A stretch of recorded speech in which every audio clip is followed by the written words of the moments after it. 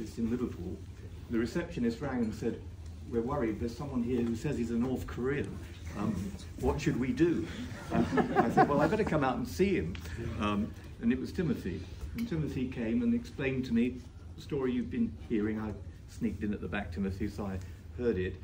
And only yesterday we had a full morning from 9 till 1 talking about human rights violations in North Korea, some of which of course spoke about the religious freedoms and denial of religious liberty in North Korea. But all those years ago I asked Timothy, what is it you want to do? He'd been teaching himself some English, he'd been working at night in restaurants and trying to earn a little bit of money. He said, I want to learn about politics and international affairs so that one day I can do something for my country. So I was about to tell him all the obstacles that would be placed in his path, and I realized there was no point because he'd overcome them anyway. And with my wife, who retired as a speech and language therapist, decided she'd help too. So every week Timothy reported for English language lessons, and my wife made sure his homework had been done. And at the end of 3 or 4 years he got his first degree and then became the first ever North Korean in the United Kingdom to get his master's degree from the University of Liverpool. And after that worked in the office of the previous Special Envoy on Freedom of Religion or Belief, my good friend Fiona Bruce. And for a year Timothy worked in her office and learnt about politics and how to do it on the ground, and has stood as a local government candidate as well, and is now the secretariat, the clerk to our all-party parliamentary group, which I jointly chair with Sir Ian Duncan-Smith MP. So Timothy is learning the ropes for the day, one day, when North Korea will be a free country. It was inspiring to hear what he said about the Jerusalem of the East. I was deeply inspired when Pope John Paul II went to South Korea and talked about the legacy of the 8,000 Korean martyrs. In a little book I wrote about Is There Hope for North Korea, I describe at some length that story. St. Andrew Kim, a very young man, became the first Catholic martyr at the head of around 8,000 people known to have lost their lives in order to promote the Christian message from both the Catholic and the Protestant traditions of Christianity. I visited North Korea on 4 occasions, and one of those occasions I went to the sort of Potemkin churches. There are 3 official churches totally controlled by the North Korean government. One is a Catholic church, but no Catholic priest has been allowed in since the end of the Korean War in 1954. And we witnessed what seemed to be a charade of a service that was taking place for the purpose of visitors. However, later in the day, with Lady Cox, Baroness Cox, the 2 of us were able to travel out some distance from Pyongyang, and we met the mayor of a local town, and I asked a question: are there no people left who have religious belief? And he took me and showed me where there was rubble that had been a church, a Catholic church, in that town before the Korean War. And I said, and are there no believers left? He said, oh yes, he said, and they meet here sometimes in these ruins on a Sunday to remember the things that they believe. The official interpreters became very concerned about what he had just said to me, because as you know, there's great secrecy about what actually happens in North Korea. There's an information blockade, but we have to do all we can to reach over the heads of the dictatorship. We recognize that North Korea, Iran, China and Russia are now part of a deadly quartet that threaten the freedom of our world. There are 10,000 North Koreans now in Europe fighting in Putin's war. We must do all we can to make sure that the message of freedom reaches them, the message that Timothy promotes, the message that Tae Yong-ho, who was the number 2 in the North Korean embassy here in London, whom I got to know. He describes himself as my spy. His job was to, to take the details of anything I said in Parliament to make sure it went back to the regime. And when they came in to give me a denunciation, he was with the ambassador that day, but just weeks later he arrived at the Foreign Office and he decided to walk to freedom, he with his family. And now he's been an elected member of the South Korean National Assembly and puts his life on the line every day to encourage people to do the same thing that he has done. Article 18 of the Universal Declaration of Human Rights, it's one of the 30 articles that was promoted after the Holocaust, after the horrors of the Second World War. It is inextricably linked to all the others. It's a foundational right. If you are denied freedom of religion or belief, then all the other things really don't matter. If you in your heart and your mind can't believe the things that you wish to believe, then a fundamental right is being denied. So it's our duty to promote that right at every opportunity, and that's why Red Wednesday matters. It's why Aid to the Church in Need matters, and Caroline and I have been friends forever. John and I have been friends forever. I've now got to know Daniel very well. He's working there somewhere. A great, great team. But also we have here people like Chibuzo, who, there she is, from Christian Solidarity Worldwide. We have people from Open Doors. These are great organisations that every single day, with the All-Party Parliamentary Group on Freedom of Religion or Belief, represented by two people who are here today, Joshua and Niwa, this does a fantastic job in Parliament every day. And all I can say to you, you'll have already seen, I think Jim Shannon was here earlier. Jim does a great job. We have to work across all sorts of divisions to raise all the cases of freedom of religion or belief. So that's why I've just come from a meeting about China, because I care about what's happening in Xinjiang to the Uyghur Muslims.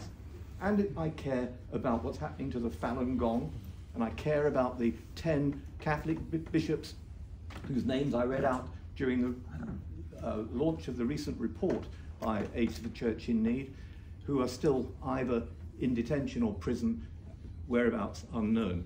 And it's because we remember the story of the suffering of so many Christians in China over such a long period. But it's not just China. In the statement from today that I put up with the help of the All-Party Group, I mentioned India. I also mentioned what is happening in Nigeria.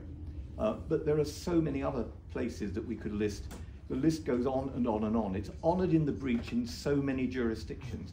We have to insist that countries like China, that sits on the United Nations Human Rights Council, what a paradox that is, to put it mildly, the watchdog and the burglar becoming one and the same thing, but we must hold them to account for the repatriation, for instance, of Christians from China in breach of the 1951 Convention on the Treatment of Refugees, sent back to North Korea to be put into gulags or to face execution.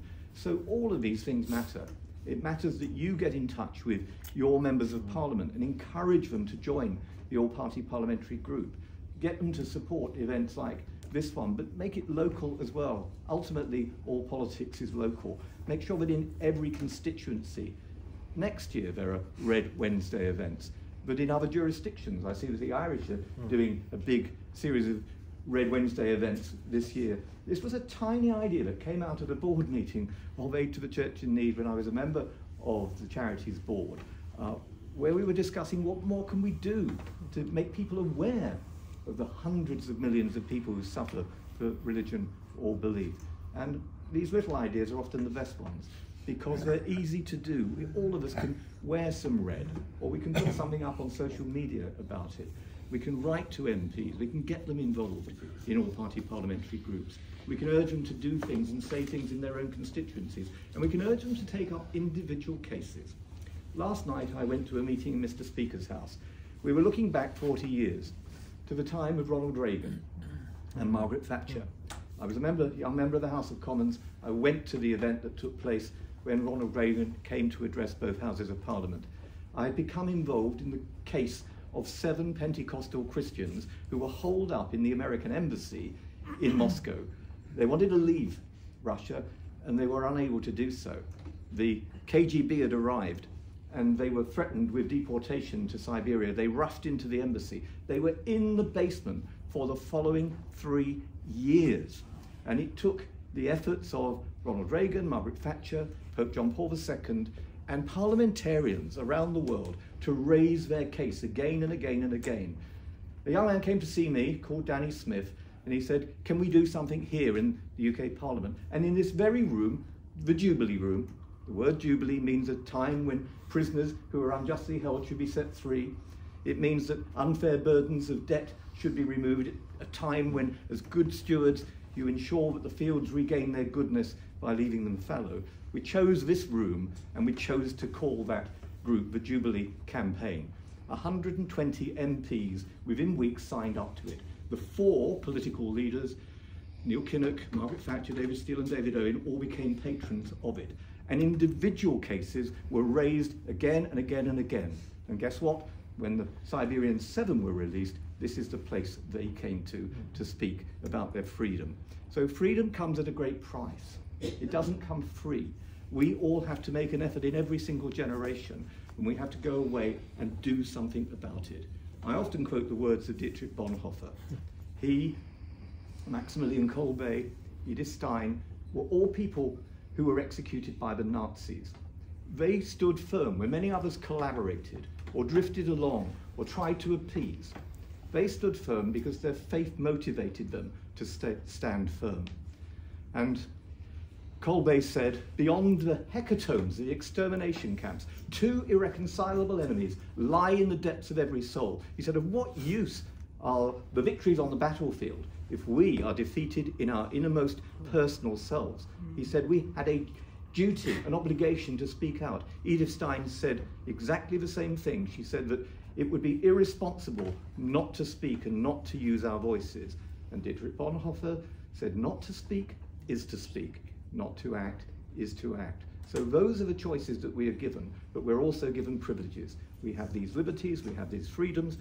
You can walk through Westminster Hall as you're going out.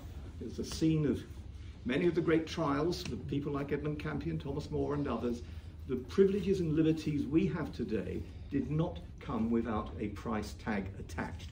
So all of us, we owe it to the legacy, we owe it to our brothers and sisters elsewhere in the world to use the freedoms we have and to make Red Wednesday count. And as our all-party parliamentary group says, we have to move from the rhetoric to the reality. We have to move now from the words to the action. Thank you.